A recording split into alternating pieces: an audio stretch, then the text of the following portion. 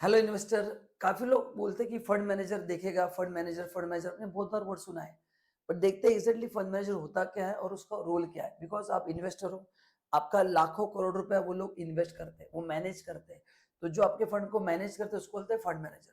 तो बेसिकली ये कॉन्सेप्ट जो आता है ये म्यूचुअल फंड में ज्यादा इंपॉर्टेंट है, क्योंकि म्यूचुअल फंड में आपने एक पर्टिकुलर स्कीम में का अमाउंट इन्वेस्ट किया है। ऐसे हजारों इन्वेस्टर का लाखों रुपए करोड़ों रुपए जमा होता है। उस पैसे को जो बंदा मैनेज करता है उसको बोलते हैं फंड मैनेजर। तो काफी बार जब आप किसी स्कीम में इन्वेस्ट करते हैं, काफी बार लोग फंड मैनेजर को देख के भी इन्वेस्ट करते हैं, क्योंकि फंड मैनेजर ने पहले जो उसका जो क्राइटेरिया होता है सिलेक्शन का, रिसर्च करने का, उससे भी फंड का परफॉर्मेंस वेरी होता है। तो कंपनी कौन सी, उससे अच्छा फंड मैनेजर कितना एफिशिएंट है, उसको मार्केट का कितना एनालिसिस है, कितना नॉलेज है, कितना डायनामिक है, उस बेसिस पे डिसाइड होता है कि एग्जैक्टली वो फंड कैसे परफॉर्म करेगा। तो कंपनी कितनी भी अच्छी हो, लोगों ने पैसा लाखों करोड़ दिया, बट अगर फंड मैनेजर के डिसीजन गलत हो गए तो रिटर्न्स नहीं आते। इसलिए फंड मैनेजर क्या क्या करता है, उसका रोल क्या है, और आपने इन्वेस्ट करने से पहले क्या देखना चाहिए, ये मैं आज बताने जा रहा हूँ। सो आगे बढ़ने से पहले, अगर आप फ्री में डीमैट अकाउंट खोलना चाहते हैं तो नीचे लिंक दिया, उसको क्लिक करना है। एंड वीडियो पसंद आए तो लाइक करना है, हमारे चैनल को फॉलो भी करना है। तो आइए गाइस कंटिन्यू करते हैं।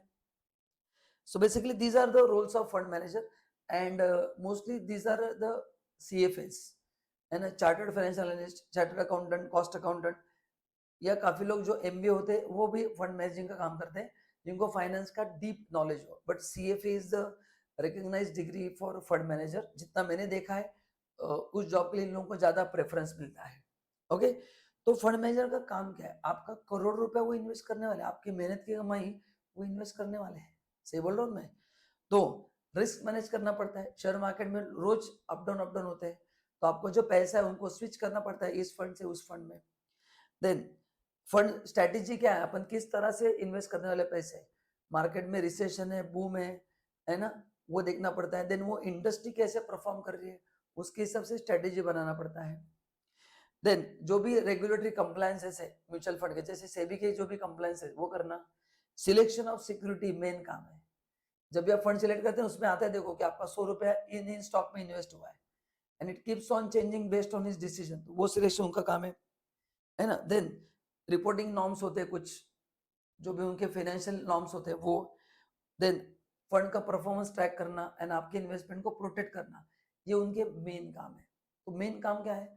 आपके फंड्स के बेसिस पे सही तरह से सिलेक्ट करना है, सिक्योरिटीज इन्वेस्ट करना है, जो भी रेगुलेटरी के कंप्लायंसेस है, फिर वो सेबी के हो या कोई और रिलेवेंट लॉ हो, कंपनी लॉ हो, जो भी हो, बहुत सारे लॉ उनके लिए अप्लाई होते हैं। जहां जहाँ पे लीगल रिक्वायरमेंट है उनको वो कंप्लीट करना है, परफॉर्मेंस ट्रैक करना है।